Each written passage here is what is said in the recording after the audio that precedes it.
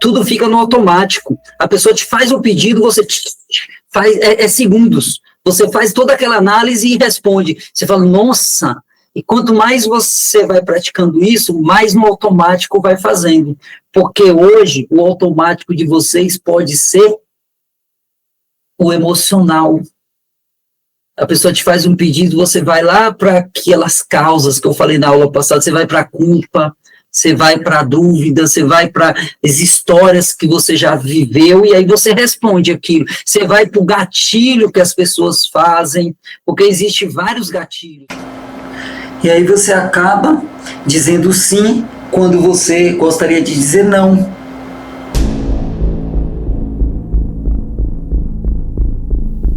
O nome dessa história se chama O Posto de Gasolina. O sim que te faz explodir. É o nome da história. Essa história, ela é assim, ó. Ela, uma mulher, estava dirigindo com o coração lento, escutando a música, até que em um certo momento ela olhou o marcador do combustível. Nesse momento que ela olhou para o marcador de combustível, percebeu que a gasolina já estava acabando.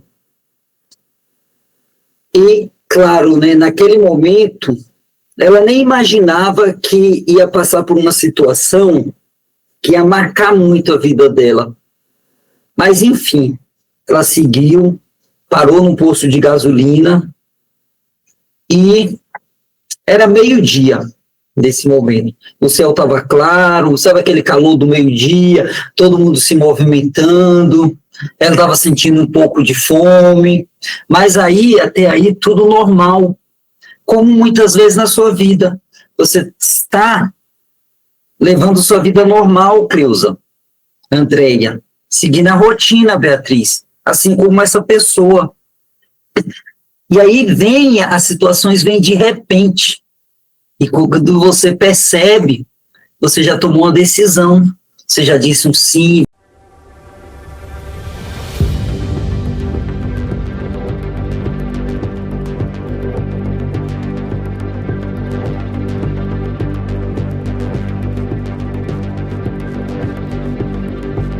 Para essa mulher, estava tudo normal, até um momento que ela olha para o lado.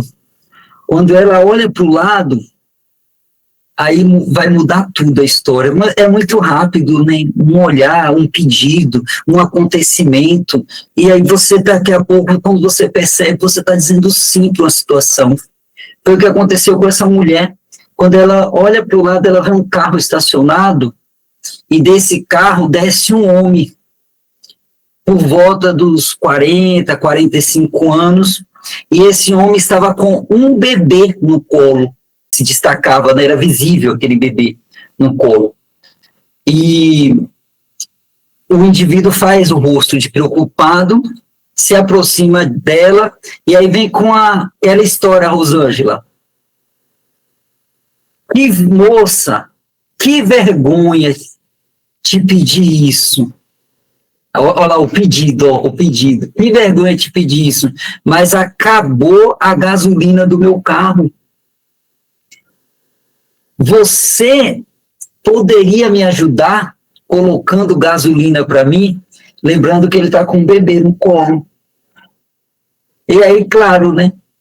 O que você faria, Andreia? O que você faria, Gal, Cristina, Cleusa, Rosângela, Nath? O que você faria nessa situação? Ela sente aquele aperto no peito e, claro, ela não tem, Elisângela, a prática em avaliar pedidos. O que ela pensa é que aquele homem está precisando. Ela vai ser tomada pela empatia. Olha o nosso coração mole, olha o nosso coração de boa pessoa. E aí, claro, ela vai dizer, tá bom, eu te ajudo. Aí sabe o que aquele homem fez? Ele vira pro frentista e aí manda, coloca 20 litros de gasolina para mim. E aí o que essa moça faz? Ela toma um susto e diz o quê? Ela diz não. Ela diz não, lá, falou não, Elisângela. Ela diz não, 20 litros não. Coloca 10 litros. E aí o frentista coloca os 10 litros e ela fica observando, porque enquanto ela está pagando ali, a pessoa está colocando, de repente um homem estaciona um carro no mesmo lugar e ela sai daquela situação, apesar de ter ajudado uma pessoa com o neném no colo, ela sai daquela situação se sentindo mal. Como que pode? Ela ajuda e ainda se sente mal. E ela disse, eu falei não para os 20 litros, né? Mas ela, por que ela se sentiu tão mal daquele jeito? Apesar de ter ajudado. Então, ela acabou dizendo, ela disse um não para o homem e disse um sim. Um não e um sim. Mas o que é que faltou? Anota essa palavra que eu vou falar para vocês, porque é essa palavra aqui que é a chave, Rosângela, que muda tudo, é essa palavra, é aqui que está, Cleusa, o poder que eu vou passar para vocês. Faltou a avaliação do pedido. Todas as vezes que alguém te pedir algo, é necessário analisar esse pedido. É isso. É a grande chave. Ela não soube avaliar o pedido. É aqui que está a grande chave, a avaliação do pedido. Quando você diz um sim ou não, tem que ser baseado na avaliação do pedido, não nos seus traumas, não no seu sentimento do passado, não no que você sente naquele momento, porque muitas vezes quem te faz um pedido, as situações que faz os pedidos, mexe com o seu emocional, mas quando você está treinada a avaliar o pedido, é aqui que você diz sim ou não com consciência. E é isso que eu vou passar para vocês, como que a gente avalia um pedido.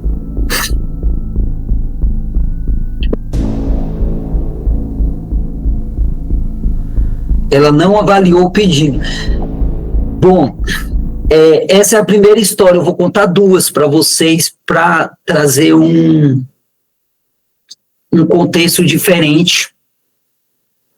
Certo? Esse foi o posto de gasolina. Agora, a próxima história se chama A Mulher Limitada na Própria Casa. O preço de um sim sem pensar. Porque normalmente, André, quando a gente fala um sim, Larissa, às vezes é sem pensar, é no automático. No caso da mulher do posto de gasolina, a consequência foi de curto prazo, ela só se sentiu mal. Mas por que gerou uma ferida? Por que é tão significante? Porque gerou uma ferida. Porque da próxima vez, quando ela estiver diante de uma situação que é para dizer sim, pode ser que ela diga não. Ela começa a ficar mais insensível.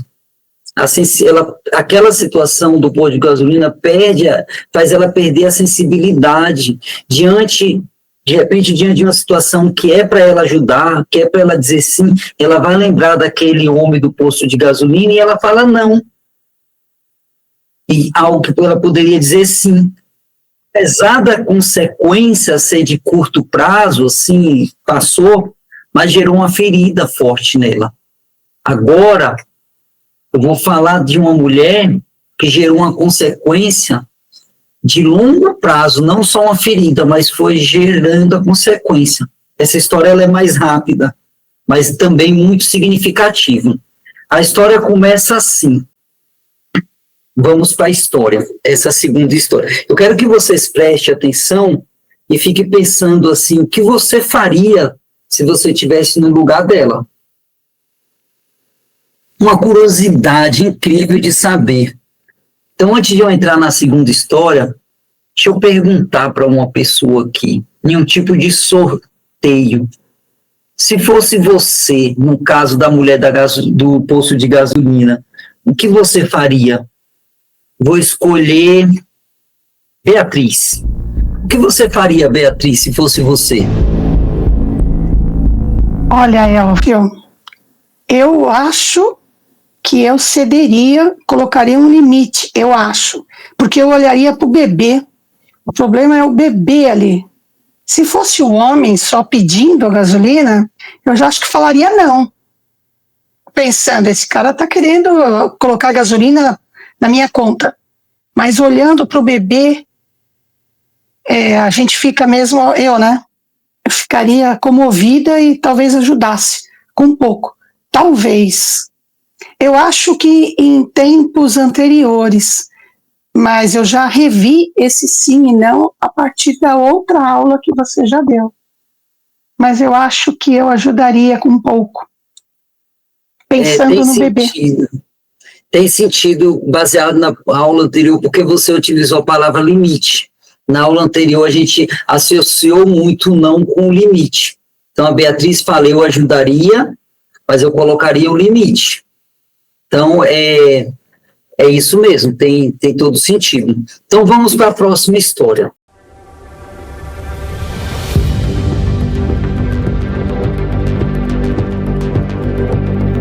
Nessa história, funciona assim. O relógio marcava 5h42, quando, de repente, o celular tocou, era uma mãe, tá? Ela atende o celular, alô, e quem que estava no celular? O filho. Aqui é um ponto bem significativo, porque quando os pedidos vêm do estranho, é uma postura que a gente tem, mas e quando vem daqueles da nossa casa, principalmente de filhos? Aí a história, né, André? Filhos fazendo pedidos, a história é bem diferente.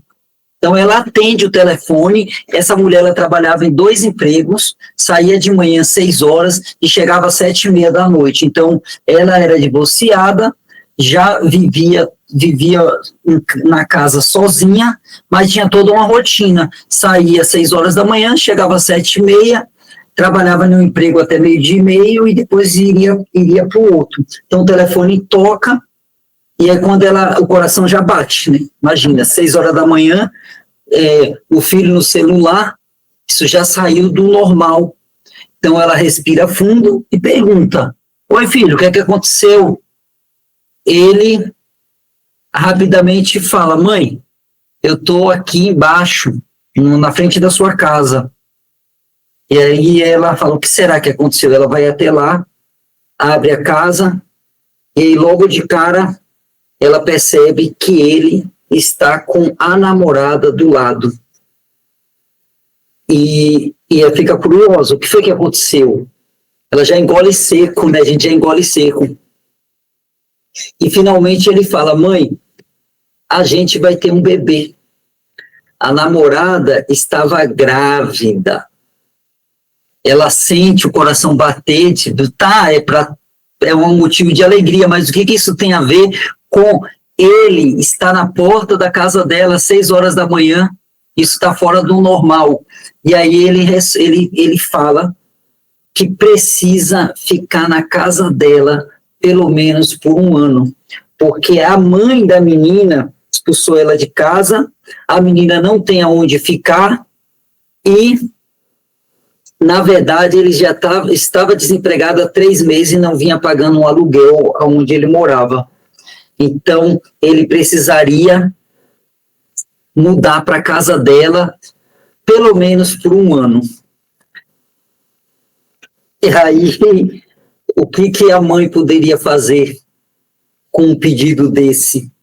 né, André, até lembrei, imagina o filho, né, às vezes pede, deixa eu ficar no seu quarto, ou caso vem esses pedidos do filho, e aí, claro, que a mãe imediatamente disse sim, pode ficar. E já nos primeiros dias, o que acontece? Né, o sofá, claro, vira cama, a mesa começa a ficar bagunçado, porque não está nenhum dos dois trabalhando, nem a namorada, nem o filho. A louça começa a ficar suja, ela começa a chegar do trabalho, o que é que ela faz? Ela toma banho e vai direto para o quarto. Jantava no quarto, de porta fechada, e nessa situação, o filho e a namorada assistem séries, panela no fogo até tarde, copo na pia.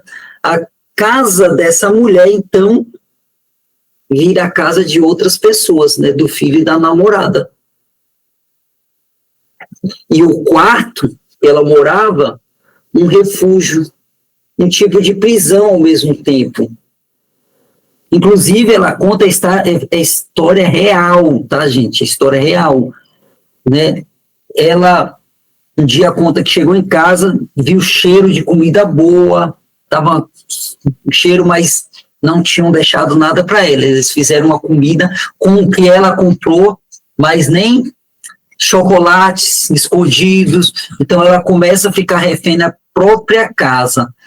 E quando você pergunta para ela por que você disse sim, ela vai dizer: eu sou uma mãe. O que eu faria nesse caso? Né? Então, essa é uma situação de um sim que leva a uma situação de longo prazo. E como que ela deveria? Ela deveria dizer não para o filho? O que você faria? Vou sortear uma pessoa aqui para dizer o que você faria. Gal. Gal, você está aí, Gal?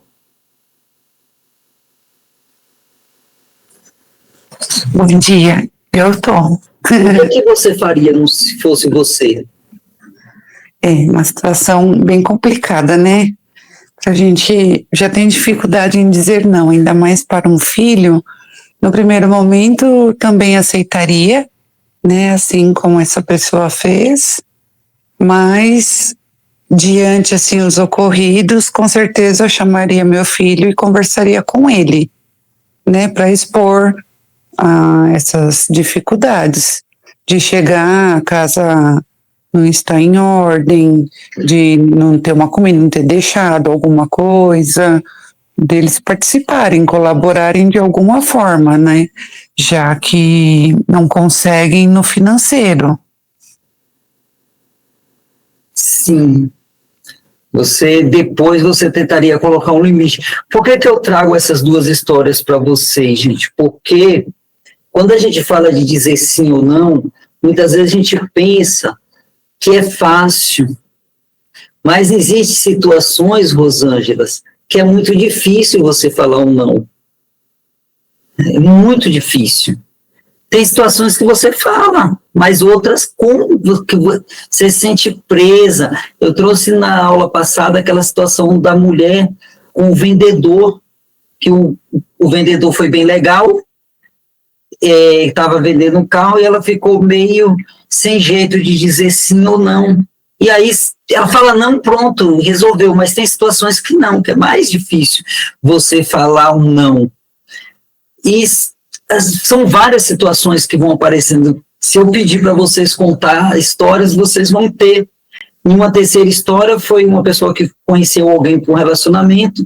Nesse relacionamento, essas pessoas foram se dando super bem e gostaram do outro, e de repente a pessoa pegou e falou assim: olha, só que eu estou com uma dificuldade, porque nesse exato momento eu estou sem nada para comer em casa.